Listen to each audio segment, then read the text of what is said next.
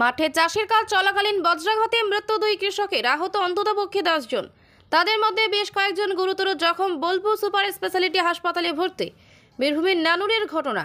নিহতের পরিবার ও আহতদের খোঁজখবর নিতে হাসপাতালে বীরভূম জেলা পরিষদের সভাধিপতি, নানুরের তৃণমূল বিধায়ক। শনিবার সকাল থেকে গোটা বীরভূম জেলা জুড়ে গুমোট একটা গরম ছিল। এক দুপুর গড়াতেই আকাশ চারিদিকে মেঘলা অন্ধকার হয়ে আসে। বিকাল থেকেই শুরু হয় বজ্রবিদ্যুৎ সহ বৃষ্টিপাত। বীরভূমের নানুরে বাজ পড়ে মৃত্যু হলো দুই ব্যক্তির, আহত অন্ততপক্ষে 10 জন। এদের মধ্যে বেশ কয়েকজন গুরুতর জখম, যারা বোলপুর সুপার স্পেশালিটি হাসপাতালে ভর্তি।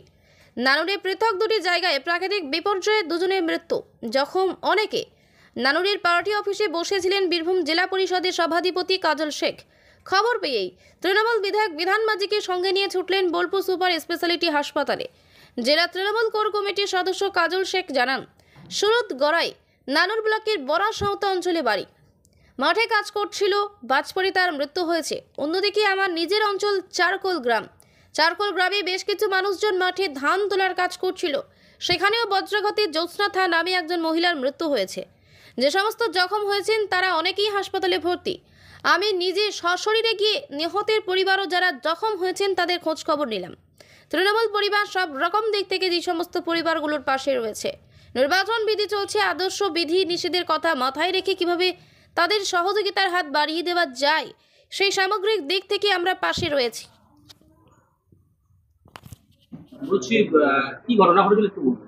ঘটনা বলতে আমরা একসঙ্গে 13 জন ছিলাম, তার মধ্যে কাকা আর আমি শুধু ছিলাম, আর 11 জন মেয়ে ছিল।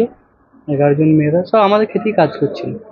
কাজ করার সঙ্গে সঙ্গে মেঘ এসেছিল, জলটা পড়েনি তখন, দিয়ে আর কিছু পরিমাণ ধান ছিল সেটা জড়ো করার জন্য সব একসঙ্গে হয়ে আর সবাই বাড়ি যাবে বলে রেডি হয়ে যাচ্ছে। এবার কিছু ধান আছে সেটা জড়ো করে দিয়ে চলে যাবে, আর কিছু জন এগোচ্ছে আর কি।